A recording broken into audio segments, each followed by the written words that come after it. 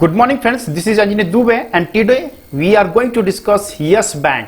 आज फिर से हम यस बैंक के बारे में बात करेंगे क्योंकि आज ये सुबह फिर 5% का अपर सर्किट लगा। आज तारीख है 11 अगस्त 2020, 11 अगस्त 2020।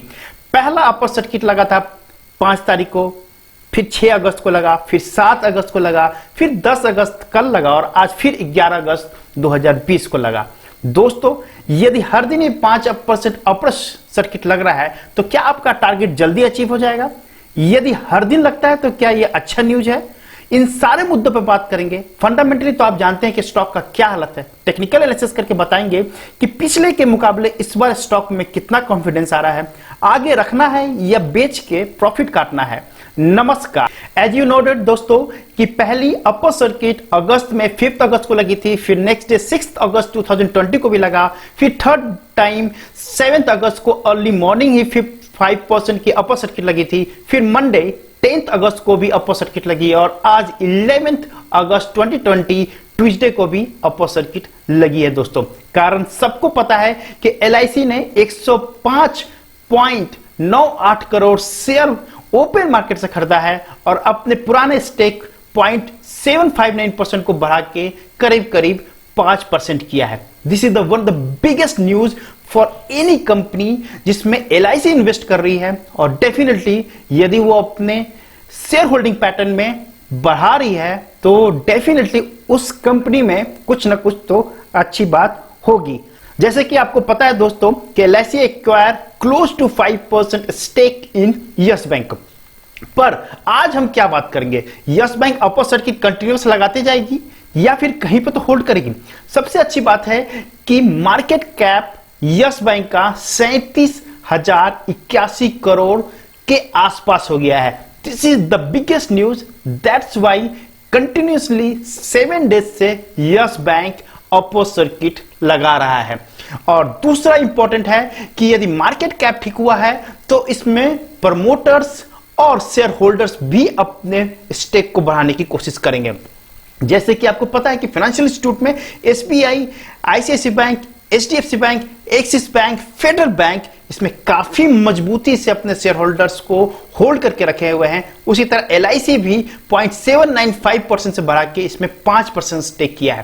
तो two news is a very important. One is the LIC and the second part is the information wise market cap yes bank का काफी बढ़ा है पिछले 1 से 2 महीने में, इसलिए यस बैंक का फंडामेंटली सही लग रहा है। लेकिन दोस्तों, ये तो फंडामेंटल था जिसमें आप फंक्शनल वे से समझे। अब दोस्तों, इस वक्त सबसे ज्यादा इंपॉर्टेंट है शेयर होल्डिंग पैटर्न की। तो प्रोमोटर्स के पास शून्य है जो मुझे काफी अच्छा लगता है, फॉरेन इंस्टीट्यूशन के पास 1.66% है, एनबीएफसी के पास 0.56% है, अदर्स के पास 13.95% है, जनरल पब्लिक के पास 15.29% है और फाइनेंशियल इंस्टीट्यूट जिसके पास 68.55% है। ठीक उसी तरह यस बैंक का जो मेन सबसे बड़ा कोई शेयर होल्डिंग पैटर्न में मजबूती से होल्ड किया है वो एसबीआई है 48.2%, एचडीएफसी 8%, आईसीआईसी बैंक 8%, 4% के साथ एक्सिस बैंक, कोटक महिंद्रा 3.5%, बंधन bank 2.4% and federal bank 1.9%, and now LIC having a 5% share holding in yes bank. तो that's the reason पिछले 10 दिनों से यस बैंक के पैटर्न के साथ every day you can find functionality भी मजबूत हो रहा है और टेक्निकल भी स्ट्रांग हो रहा है और साथ में मॉर्निंग में ही 5% अपर सर्किट लग जा रहा है दोस्तों। तो इस हिसाब से मुझे लॉन्ग टर्म में यस बैंक का एक फंडामेंटल दिख रहा है कि 26-27 रुपए जरूर जा सकता है विद द स्टॉप लॉस 14 रुपए में आप लॉन्ग टर्म के लिए बाई कर सकते हैं। लेकिन टेक्निकल एनालिसिस क्या कहता है, चलिए वो समझने की कोशिश करते हैं। जैसे कि दोस्तों आज बताया 11 अगस्त 2020 है और यस बैंक का करंट प्राइस 15 रुपए 50 पैसा चल रहा है। अपर सर्किट 5% पे लग चुका था सुबह में ही। साथ में आज बायर हैं करीब करीब 15 करोड़ 58,81,855।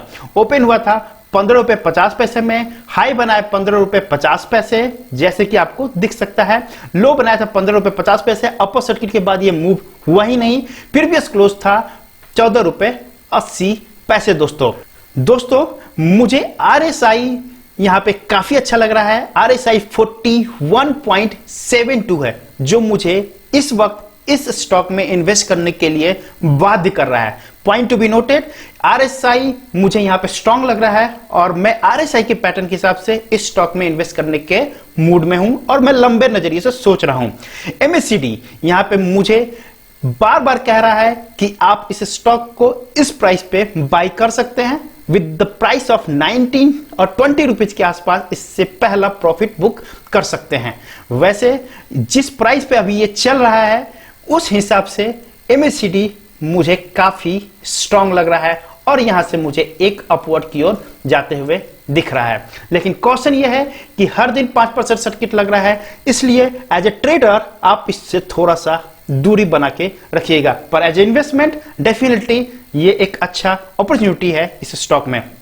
दोस्तों जैसे कि आपको बताया, मूविंग एवरेज 200 डेज 36 रुपये 88 पैसे है, मूविंग एवरेज 100 डेज 26 रुपीज 14 पैसे है, मूविंग एवरेज 50 डेज 22 रुपीज के आसपास है और मूविंग एवरेज 20 डेज 15 रुपये 50 पैसे है जो आज का है। तो दोस्तों अब इस स्टॉक का लॉन्ग टर्म में क्या वही बनता है, मैं मानता हूं कि स्टॉक में अभी बहुत कुछ है। बहुत कुछ का मतलब कि स्टॉक को यदि आप शॉर्ट टर्म के नजरिए से देखते हैं तो आपके पास 20 रुपए कहीं नहीं जा रहा है आने वाले 2 वीक के अंदर में। स्टॉप लॉस आप फॉलो कीजिए, यहां पे अब सिर्फ 14 रुपए 40 पैसे और टारगेट रखिए शॉर्ट टर्म के लिए 20 रुपए से लेके करीब करीब 24 रुपए तक का। लेकिन क्योंकि ये हर दिन 5% सर्किट लग रहा है तो हो सकता है कि आने वाले कुछ दिन में एक डेप्थ ले और उसके बाद फिर एक साइडवेज के थ्रू ये अपर की ओर जाए। तो मैं इस वक्त इस स्टॉक को लंबे नजरिए के लिए खरीदने के लिए बोलूंगा, मतलब कि 1 से 3 महीने के नजरिए से।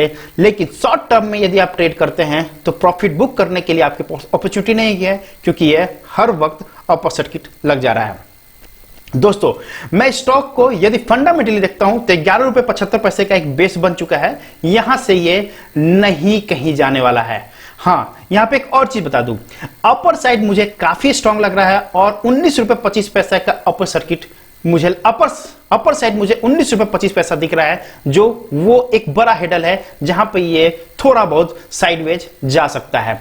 तो दोस्तों आप इस स्टॉक को यदि खरीदना है तो लॉन्ग टर्म के लिए तो 11 रुपए 75 पैसे का स्टॉप लॉस लगाइए और लंबा नजरिया रखते हैं तो आप 22 रुपए और 26 रुपए के लिए आप इसमें ट्रेड कर सकते हैं। शॉर्ट टर्म के लिए आप यहां पे 14 रुपए 40 पैसा स्टॉप लॉस लगाइए और करीब करीब 19 से 20 रुपए का टारगेट आप 1 से 2 वीक में ही देख सकते हैं।